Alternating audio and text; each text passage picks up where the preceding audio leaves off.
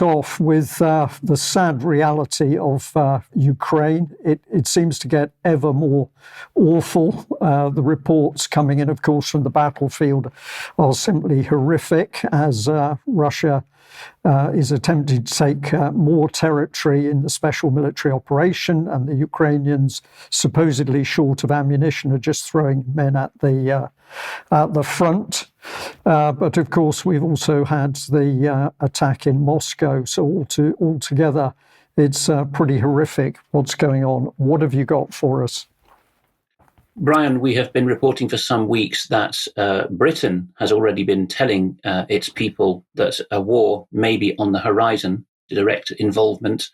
Certain European continental countries, particularly in Northern Europe, have been following suit, but this has spread to France despite President Macron's previous aim, really as long as he's been president, despite his being fully paid up to NATO, his aim until now of trying to play some kind of honest broker and standing up for Russia's geopolitical ambitions, however insincerely. Macron flipped the script last week and he said that French troops may be committed on the ground. He said it couldn't be ruled out anymore.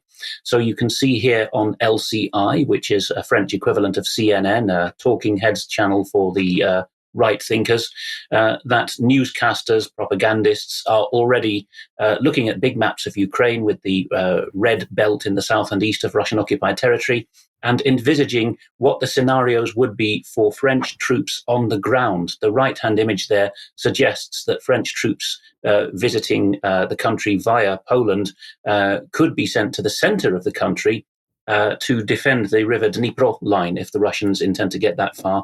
The left-hand image suggests that Belarus, Russia's ally, would be held back. It's getting rather damaging for French reputation, and we see that particularly in the last 48 hours with an interview conducted by BFMTV. Many people actually think that this is one of the less bad French legacy channels. It's certainly very popular in France for its direct style and less highfalutin than you usually get in French talk TV. Here they're interviewing Pyotr Tolstoy. Yes, he is the great-grandfather of the famous novelist. He's also a long-term France watcher and has worked for Russian media in France. And here he has come straight out and says, we don't care a whit for what, I'm just going to say Napoleon, what a Freudian slip, for what Macron has to say. If you send troops in, we will kill every last one of them. And as is the way with President Putin and others in the Russian government, he then lists off how many mercenaries there are in the country, how many were French, and how many of those, roughly half, about 147, I think he says, have already been dispatched, have been killed. So he's quite in your face about it. We do not care, and we're going to kill every last one that enters the country.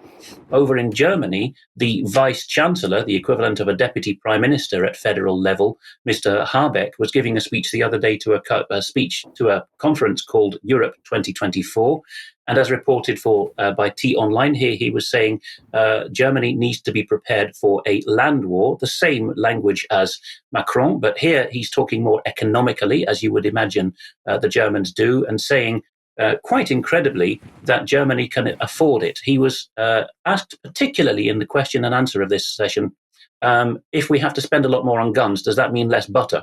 And he said, not necessarily. Look at Wall Street, he said. They capitalize themselves a lot better than Europe, and we are a great go-ahead economy, so we can manage. It's a repeat of 2015 Angela Merkel's Wir schaffen das. We can manage to absorb it with countless people. So here he's saying the total amount of state indebtedness doesn't really matter. He says for raising capital, because he thinks it's about a German general drive as a kind of limited liability company to raise capital. He says it doesn't really matter whether we are 63 or 64% of our GDP in debt.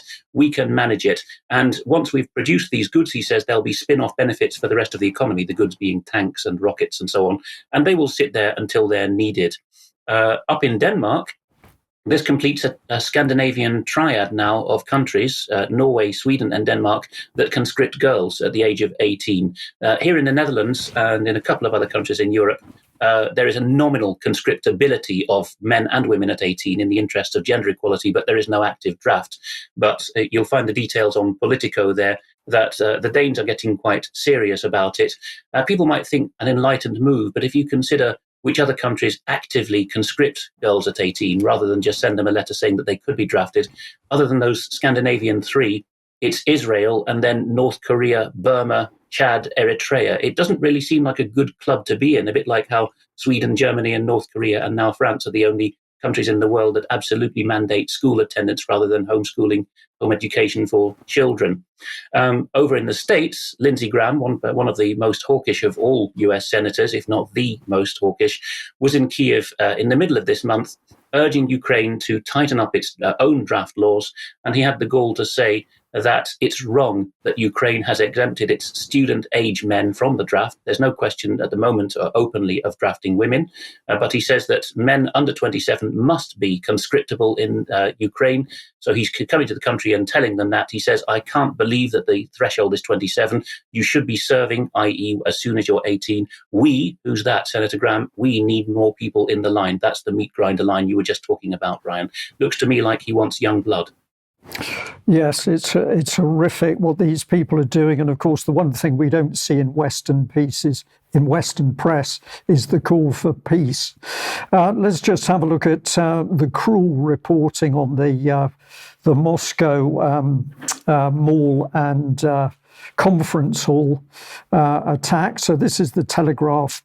Britain warns Putin not to use Moscow attack to intensify war on Ukraine, as if it was needed, because of course that conflict has already intensified as the West, the US, UK, EU, NATO pump in the little weapons they've got remaining.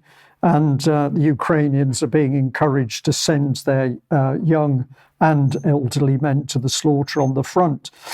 These are some of the comments from the article, which we'll just put up. Apparently, Putin's desperation to put all of this on Ukraine is unsurprising, as he tries to further dupe the Russian people while pretending that there is no dissent within Russia.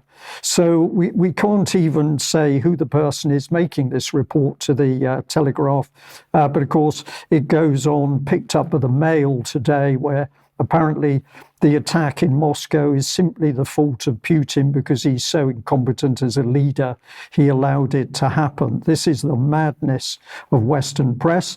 Here is one of Britain's politicians commenting. Russian media channels are already circulating deep fake videos of Ukrainian officials in an attempt to blame Ukraine and provide Putin some defense for the war crimes he's committing in Ukraine, or worse, pretext for further atrocities. So we've just simply abandoned the truth and facts. This is just claims being made against Putin and what's happening. Alicia Cairns goes on to say there's no indication of any link to Ukraine, nor any credible reason to suggest their involvement. Well, I could think of lots of reasons to suggest they could be involved, but yes, we do need to see the absolute facts of what's happened. And of course, the Americans going the other way, so they're saying that they strongly condemn the heinous terrorist attacks in Moscow. We extend our deepest condolences to those who lost loved ones and to those who were injured or affected by these unconscionable attacks against innocent civilians. ISIS is a common terrorist enemy that must be defeated everywhere. That should be. There is no indication of any link to Ukraine, nor any credible reason to suggest their involvement. Well, of course, the Americans haven't come up with any evidence themselves, but they are desperate to make sure that it's ISIS-K, the Afghanistan version, which is blamed for this attack, and the Americans keen to steer anything away from Ukraine, even though it does appear that those terrorists were trying to reach the safe haven of Ukraine when they were caught by Russian authorities. And I'm just going to play this little bit of video on screen. This is a little girl in Gaza. You can see the distress on this young lady's face. There are no words for what's going on at the moment in the world. But as I said a few moments ago, the key thing is that in the West, in UK, we appear to have very, very few politicians prepared to stand up and actually call for peace and to put an end to this massive and escalating bloodshed. So when viewers ask us what should they be doing, we will say once again, you should be on the back of your MPs asking why they are pushing for war and why they're not pushing for peace. We'll